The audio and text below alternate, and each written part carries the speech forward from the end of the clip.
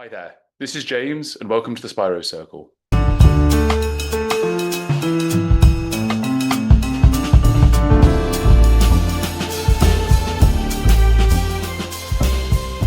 We're all influenced by incentives. I have an incentive to create this podcast and make it a success. I also have an incentive to work hard, provide for my family, be a meaningful member of my community, and make my family and friends proud. But different people fall for different incentives, and I wanted to understand what makes people drive more than others. I wanted to share with you today an interview I conducted with Uri Gneezy, an American-Israeli economist and author of Mixed Signals: How Incentives Really Work. His book explores all of the different ways that humans respond to incentives and how incentives can frame our behavior. The conversation took place in August 2023, a few months after his book was first published. But I wanted to share it with you here today because I really feel that my readers and listeners can get value from the things we spoke about. Let's go back and listen to the conversation we had in August. I hope you enjoy it.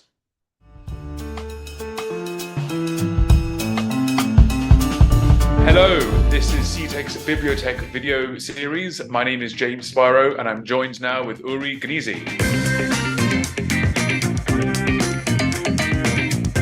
Uri Gneezy is a professor of economics and strategy and the Epstein-Atkinson Chair in Behavioral Economics at the University of California, San Diego Rady School of Management. Before that, a faculty member at the University of Chicago, Technion, and Haifa. Uri's research focuses on using both lab and field experiments to study how people react to incentives. He's the co-writer of The Why Access, WHY, which discussed how using field experiments can improve our understanding of economic interactions in the real world. But today, we're speaking about his latest book release, Mixed Signals: How Incentives Really Work. The book focuses on signals that incentives send and how understanding and framing these signals can increase the effectiveness of incentives. Uri, thank you so much for taking the time. Thank you. Thank you for inviting me. Well, for sure. I'd first like to get into the first question, which is, why did I invite you here today, and why is the time to write this book? What was my incentive? What was your incentive? Why now? My incentives are easier. I want to sell as many books as I can, right? So that's why I'm here, right? Why did I write the book? That's another question. So that's a lot of intrinsic motivation because if you want to make money, there are other ways, maybe more efficient, and it's a lot of work to write a book, but it's some kind of intrinsic motivation. It make me feel good about myself. So incentive is definitely not just money. It's also the feeling that I got out of doing this. What are your incentives? That's a good question. You should answer it. I don't know. My incentives are always an excuse to find people like you to talk to about some of the interesting things like this. Why do people? No, we'll see. I'm sure I won't be. You mentioned it about financial incentives. What kind of incentives are there in the world? Most people consider incentives to be financial, or at least that's what we learn about when we're younger. We get rewards, we get treats, we get paid now as adults. What are the forms of incentives that you explore, and what can we maybe examine today? Right. So incentives is definitely not just what you mentioned. It's definitely not just money. And you mentioned as kids. So as kids, you can get, if you don't do your homework, you might not be able to go out to the playground or something like that. That's also incentive. So punishment is also a form of incentives. Or if you do a good job, I can tell you, great job, James, you did really well. That's also incentive. It's something that really, that could really motivate you. So it's definitely not just money. Money is maybe the easiest in many aspects because it's easy to measure. I cannot measure how much it is if I tell you, James, you did a great job versus James, you did a good job or a fine job. Or it's harder to measure. With money, it's very easy, right? You know how to deal with it. But everything that can affect your behavior is kind of incentive. Okay, thank you. So I want to understand a bit more about, I understand why people would respond to the incentive itself. Everyone wants a few more pennies in their pocket, or a treat after school, or a raise or affirmation. I understand that, but what's the human reaction to incentives? Why do we respond the way we do to them? So there is the obvious thing that, if you'll offer me money, if you'll tell me, Uri, do you want to help me? I have a new business. I want your help with whatever, putting products on the shelves, and you'll offer me money to do that, then it's clear why I'm doing this, right? But there are also, so you can take a class in a business school about incentives, and you can study from an economist, and the economist will tell you that you hate going to work. And the only reason that you go to work, the assumption is that the only reason you go to work is to pay the rent, to buy food, to be able to survive. Take the class with the same title, but from psychologists, they'll talk all about the fulfillment and feeling good about yourself and all the softer things that you're there. So you go to work not because you need to pay the rent, but because you want some kind of meaning in life. Those two are really straw men. I don't know about you, but I go to work because they pay me and they need the money, and because I enjoy doing it, and I get some satisfaction from it. And if I'm successful, if at the end of the interview you tell me that I did a good job, I'll feel good about myself, right?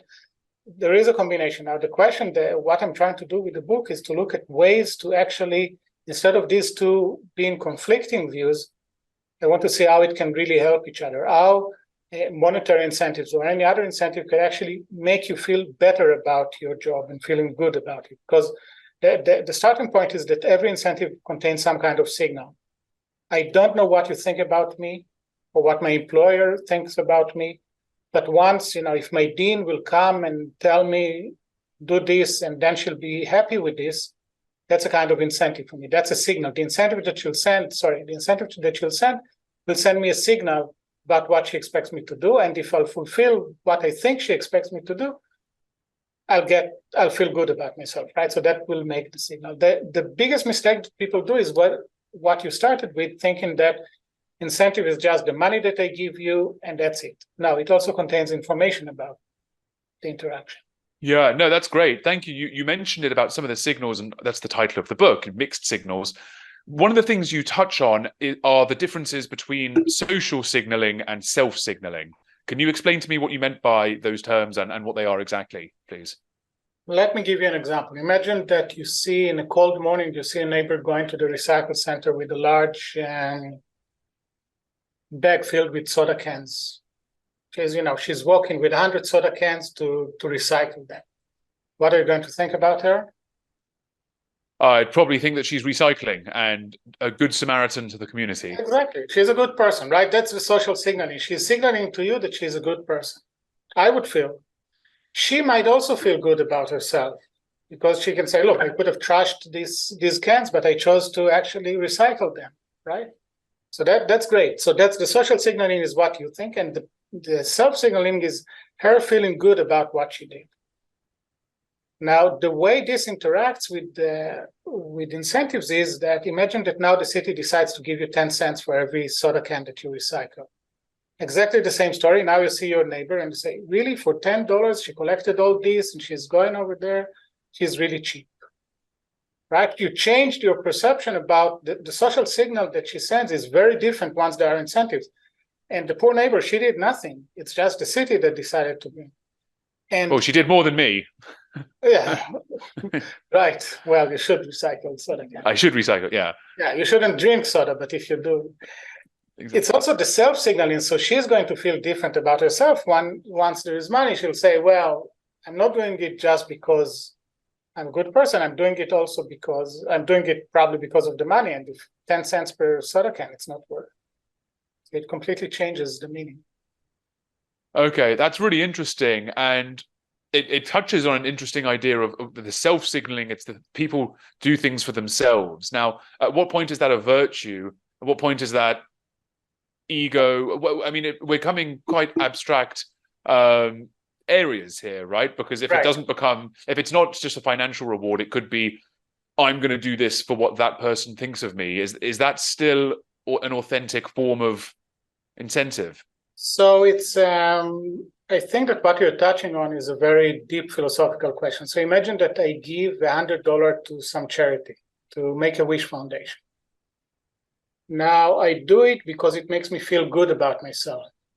So is this altruism or not? Right? And that's a deep philosophical question that we're not going to resolve it. I think that as an economist, as someone who cares, as long as you gave the money to charity, that's a good outcome in my world, right? You gave the the charity will enjoy it. If you also enjoy it, that's good for you, right? So as an economist, at least, I try to look at the situation in terms of the outcome. Is the outcome a desirable one? That's great. If not, what can we do to change it? Okay, no, that's great. Thank you. I know that there's also a philosophy in charity, which is if you give money anonymously, that's the more virtuous form of charity giving, because you don't get that social signaling. You get Right. only the self signaling. Anyway, Right, you're right. But We're going a bit. philosopher go a step deeper and said, even if it's anonymous, you still feel good that you gave the money, then it's not altruism, right? Wow. Yeah. Yeah. I don't think we have enough time to go that deep today. Yeah, no, we don't want to, because we are not going to make sense. Exactly. Let's keep to making sense, and let's talk about the book itself. What other lessons are there in the book that you extract that could teach us more, maybe from a business point of view? Think of the business leaders out there, or the CEOs, or the folks that work in high pressure business environments. What can they glean from these kinds of insights? So they should understand that every signal that they that they give sends a signal, and very often the signals are going to be mixed. So I talk in the book about a few of those. You can think about, for example, telling your employees that you really care about quality, but then incentivizing quantity. What you're going to get is that people are going to maximize quantity, and quality is going to suffer. Now, many businesses do it because quantity is usually easier to measure. It's an objective thing, whereas quality is often subjective. But you should know that if you tell your employees you should maximize quality, we really care about quality, but then you incentivize quantity, you're going to get lower quality. If that's what you want, that's good, but that's a mixed signal. Another one is telling your employees they should work in teams and cooperate and work for the company, but then compensate them based on individual incentives, right? So if I give you personal incentives, why would you work as part of the team? As a boss, you should decide what's more important over here. Do I want to get people to really put a lot of individual effort and work on it, or is this kind of job that you need a team? But in any case, don't send the mixed signal. Another one is to tell you that I care about the long run, say that the CEO, but then measure them based on quarterly earnings, right? So that's again a mixed signal. I can tell you that as board, we care about the long run, but in reality, you know that you're going to be measured based on very short-term incentives, and you're going to react to this, right? And there are many others that you can think about, but maybe the two lessons that are really important. The first one is use common sense. That's just think about the problem, think about the incentives. What's the message that you're sending? That's really important. And the second is that you should always test what you do. So do some kind of A/B testing to see whether your intuition about how your incentives are going to work is actually correct. In many cases, you're going to have strong intuition. You go to run the test, the A/B test, and you'll find out that your intuition was wrong, or that people learned how to game the system. People are really creative at gaming the system. So that could be. Yeah, no, it's super important to be able to make sure that the signals that you send out aren't mixed and that are kind of aligned. What advice would you give to those who may be receiving mixed signals, maybe from an employer or a board member who may not be making much linear sense, or maybe a family member, or what would you say to the receptors of those signals? How can they best challenge, or how can they best interpret and overcome some of those challenges? So in some cases, because I'm an annoying person that cares so much about incentives, I can tell my dean, look, that doesn't make sense. You tell us that you want us to publish good papers, and then you're rewarding us per paper or something like that. So you can tell your employer, just make it, look, you just sent me, I'm confused. What is it that you want me to do? Do you want me to really care about, I don't know, customer service? Imagine that you work in a call center and you are paid per call that you answer. It's clear what's going to happen. You're going to be very quick, much quicker than otherwise, but the quality is going to go down. So for example, people will call again later. You will not solve the problems and things like that, right? As an employee in a place like this, I would really ask the boss, look, what do you care about? I'm confused, right? So make sure that you tell it. In many cases, we don't understand that we are confused. Most people who don't think about incentives as their day job don't even understand that they got mixed signals. But if you do, Yeah. just surface it. One of the incentives you mentioned, you kind of, it just reminded me now of the e-scooters in the cities that people are riding. First of all, they're super dangerous anyway. I think everyone knows someone who's fallen off one, but I'm so interested in the incentive pattern there, because the pricing pattern is done by time and not by distance, which means that if you're incentivized to increase your speed, to reduce your price, to reduce your time. So Yeah. I feel like that's an example where you could change the incentive to make it it's cost per kilometer, for example, instead of cost per minute. Maybe then people will be acting a bit safer. They'll be more likely to stop at traffic lights or generally just slow down. That's my own personal Yeah, no, kind of. that's a good point. I think that what you said is a great example of the wrong signal. In general, I don't agree with what you said at the beginning. So you made it sound as if scooters are bad. I don't ride them because I'm too scared, but in general, in cities, all these electric bike and electric scooters are amazing, right? They can really solve. The problem is the way people actually use them. Right. Right? No, I So wasn't saying that the scooters themselves are bad. I'm saying that the right. incentives that are being Yes. deployed are Yes. dangerous incentives, or could be dangerous Right. incentives. Right. So if everyone rides on the right lane and safely with the helmet, and that you take a car, every scooter takes a car off the road. That's great. Problem is the way people actually ride them, and maybe incentives can help with this, right? So incentives could be in this case, enough policing that people don't ride too fast, don't ride without helmets, don't ride. I spend lots of time in Tel Aviv. Don't ride like crazy, right? There's no other interpretation than crazy, as if they have no value to life. That's so enforcement is one of them. Maybe education is another one. Definitely the pricing that you mentioned. If I pay you per minute, and that what it does is that you don't stop in red light because you don't want to pay more money. That's not smart. Yeah. It's going to be the message for my mayor campaign whenever the election is. I'm kidding.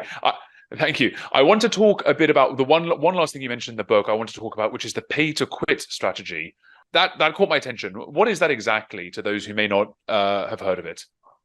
So if you ask people, do they like where they work, most of the people will say yes. And it's important because if you don't say yes, then your value to the company is lower. So if I come to work just because I have to and I really hate my work, I'm not going to be as good of a worker as otherwise. And in particular, so if I can measure your output, if you work in something that I can easily measure your output, that's less of a problem. But in many cases, like my job, maybe your job, many of the jobs out there, it's harder to measure the output, especially in the short run. So you need to have motivated employees, and if the employee doesn't like where they work, they're going to be the value to the company is going to be lower. But just asking them, "Are you happy here?" is not going to work because they'll say yes. They don't want to lose their job. Maybe. Now, instead of just asking them, you can use money in order to figure out what they really care about. So imagine that I come to you and tell you, James, we value your work. We want you to stay, but in case you are not very happy and you want to leave, here's, I don't know, $10,000. You can leave on September 1st, and we can depart as friends. We appreciate the time that you spend with us. We hope you won't take it, but if you want to leave, this way you can actually select and weed out the people that are not very happy with their job, right? So you can feel about yourself, anyway, look, I was thinking about moving, and okay, then leave. That's fine. That's not too much.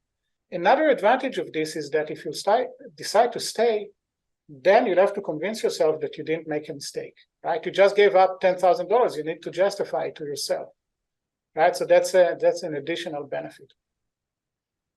Okay, wonderful. Thank you. That's super interesting. I had a follow-up question, which was, in those incentives, I imagine you did tests, right, to examine all of that. Did you Sure. When you did that, did you notice any difference between maybe males and females, or age groups, or seniority of positions? What were some of those insights? In general, with incentives or with the pay to quit?